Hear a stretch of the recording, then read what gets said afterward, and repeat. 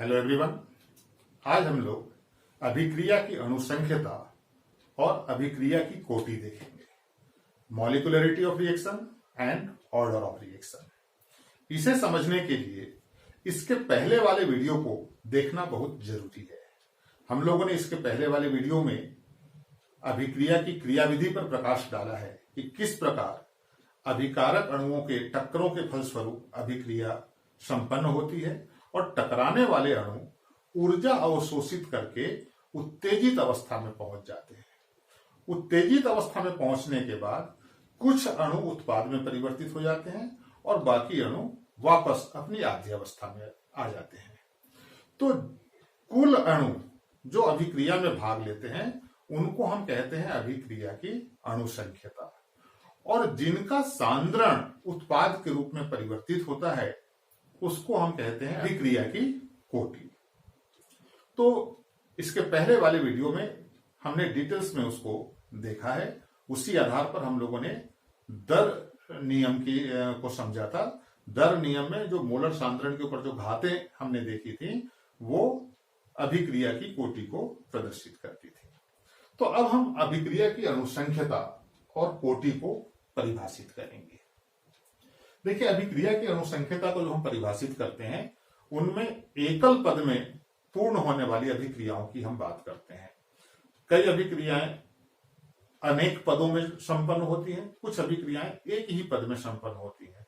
तो एक पद में जो अभिक्रिया संपन्न होती है हम उसकी बात करेंगे। तो अभिक्रिया की अणुसंख्यता या आणविकता से तात्पर्य उन अणुओं, परमाणुओं अथवा आयनों की संख्या से है जिनके प्रभावी टक्करों से उत्पाद बनता है। तो ये एक सैद्धांतिक पद है। इसको हम संतुलित रासायनिक समीकरण देखकर ज्ञात करते हैं। इसका प्रायोगिक निर्धारण नहीं होता है। एकल पद में जो अभिक्रियाएं हो रही हैं तो संतुलित समीकरण में जितने अभिकारक के अणु भाग ले रहे हैं उसी को हम उस अभिक्रिया की अणुसंख्यता कहते हैं। उदाहरण के लिए यहां पर हमने ओजोन का विघटन देखा है। तो यहां पर संतुलित रासायनिक समीकरण में अभिकारक अणु कितना है? एक है। तो इस अभिक्रिया की अणुसंख्यता कितनी हो जाएगी? एक।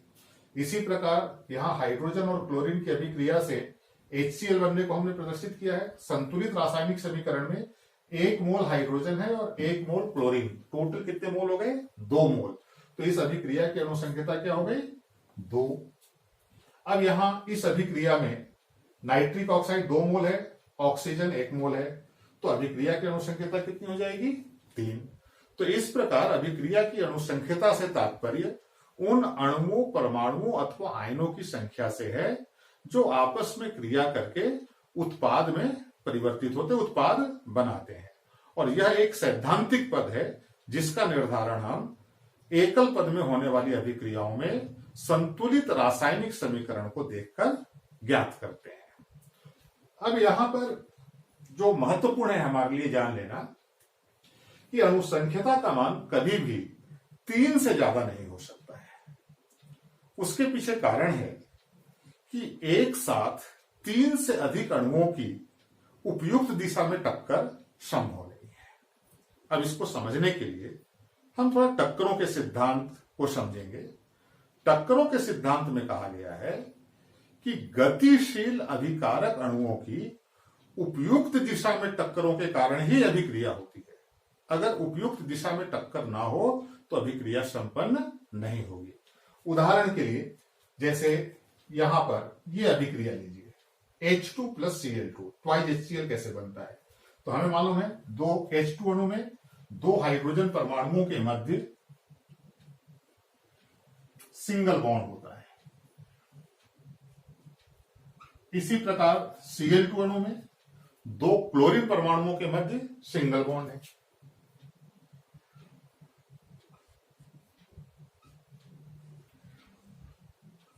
तो यहां हमने हाइड्रोजन H2 अणु और Cl2 अणु को प्रदर्शित किया है। अब इनकी टक्करों के फलस्वरूप अभिक्रिया होगी। अब यहां पर देखिए कि ये वाला H और ये वाला Cl तो आपस में टकराएंगे, लेकिन इसका और इसका टक्कर नहीं हो रहा है। तो यहां अभिक्रिया नहीं होगी। उपयुक्त दिशा में ये टक्कर नहीं है। अब उपयुक्त दिशा में टक्कर कैसे होगी? यदि हम इस प्रकार से बनाएं,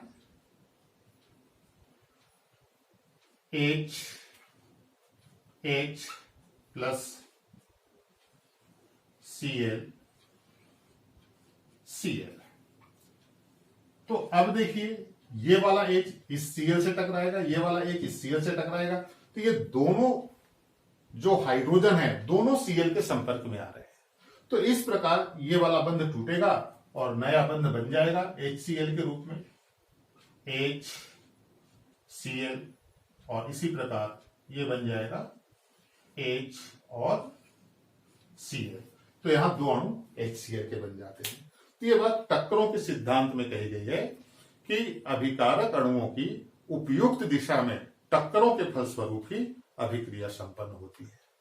तो अब यदि हम अणुओं की बात करें, जैसे 3 अणु तक टक्कर हो सकती है। जैसे अगर यहां पे हम ये 3 को अणु माने, 3 पेन को, तो इसको इस प्रकार से देखिए, ये तीनों एक दूसरे को टच कर रहे हैं, तो ये तीनों एक दूसरे के संपर्क में आ सकते हैं। लेकिन इसमें यदि चौथा हम ऐड कर दें, ये इस प्रकार से हमने चौथा ऐड कर दिया, तो देखिए आप किसी भी प्रकार से 3 ही एक दूसरे के टच में आएंगे, चौथा अलग रहेगा। जैसे ये वाला इसके टच में नहीं है, अगर इसको ऐसे कर देते हैं तो फिर ये 3 आपस में टकरा रहे हैं, लेकिन ये इसका संपर्क इससे नहीं हो रहा है। तो 3 से अधिक अणुओं की एक साथ टकराने की संभावना, उपयुक्त दिशा में टकराने की संभावना बहुत कम होती है। यही कारण है कि अणुसंख्यता का मान 3 से अधिक नहीं होता है। अब यदि किसी संतुलित रासायनिक समीकरण में हमें अणुसंख्यता 3 से अधिक दिखाई दे रही है, क्योंकि हम अणुसंख्यता का मान संतुलित रासायनिक समीकरण में अभिकारक अणुओं के मोलों की संख्या को देखकर ज्ञात करते हैं। अब कई अभिक्रियाएं ऐसी होंगी जहां अभिकारक अणुओं के मोलों की संख्या 3 से ज्यादा हो जाती है। इसका मतलब है कि वह अभिक्रिया एक पद में नहीं हो रही है, वो अभिक्रिया कई पदों में संपन्न हो रही है और सभी पदों को जोड़ करके फाइनल अभिक्रिया लिखी गई है। तो इस प्रकार एकल पद में अगर कोई अभिक्रिया हो रही है तो उसकी अणुसंख्यता 3 से अधिक कभी हो ही नहीं सकती है। तो इस प्रकार हम लोगों ने अभिक्रिया की अणुसंख्यता देखा। अभिक्रिया की अणुसंख्यता से तात्पर्य उन अणुओं, परमाणुओं अथवा आयनों की संख्या से है जो अभिक्रिया में भाग लेते हैं और उत्पाद बनाते हैं। यह एक सैद्धांतिक पद है जिसका निर्धारण संतुलित रासायनिक समीकरण देखकर किया जाता है, और अणुसंख्यता का मान कभी भी 3 से अधिक नहीं होता है। साथ ही हम ये भी याद रखेंगे कि अणुसंख्यता का मान कभी 0 नहीं होता है। अभिकारक अणु होंगे, 0 कभी नहीं होता है, और ये हमेशा पूर्णांक होता है। ये कुछ पॉइंट हैं जो अणुसंख्यता के लिए हमको याद रखना होगा। अब हम देखते हैं अभिक्रिया की कोटि। तो हम लोगों ने इसके पहले के वीडियो में ग्राफ के द्वारा समझा है कि किस प्रकार अभिक्रिया में भाग लेने वाले सभी अणु उत्तेजित अवस्था को प्राप्त करते हैं, और उत्तेजित अवस्था प्राप्त करने के बाद उनमें से कुछ अणु उत्पाद के रूप में परिवर्तित होते हैं, जिसको हम दर समीकरण में घात के रूप में लिखते हैं। तो दर समीकरण यहां पे लिखा हुआ है। दर समीकरण हम लोग देख चुके हैं। एक सामान्य अभिक्रिया अगर इस प्रकार है AA प्लस BB और उत्पाद में परिवर्तित हो रही है, तो हम दर समीकरण इस प्रकार लिखते हैं dx बटे dt बराबर से k गुणित A की घात m B की घात n। और यहां जो A और B अभिकारक के ऊपर जो घातें लगी हुई हैं वह उन अणुओं की संख्या को प्रदर्शित कर रही हैं जिनका सांद्रण उत्पाद के रूप में परिवर्तित हो चुका है। तो ये जो m और n है, इसी को हम कहते हैं अभिक्रिया की कोटि। टोटल अणु कितने परिवर्तित हो रहे हैं? A में से m अणु और B में से n अणु, तो टोटल m प्लस n अणु उत्पाद बना रहे हैं, और यही होगी अभिक्रिया की कोटि। तो अब हम इसको परिभाषित कर सकते हैं कि दर समीकरण में अभिव्यक्त, दर समीकरण में प्रदर्शित अभिकारकों के मोलर सांद्रण पर लगी घातों के योग को उस अभिक्रिया की कोटि कहते हैं। ये घातों को जोड़ देना है, m और n को जोड़ देना है तो अभिक्रिया की कोटि आ जाएगी।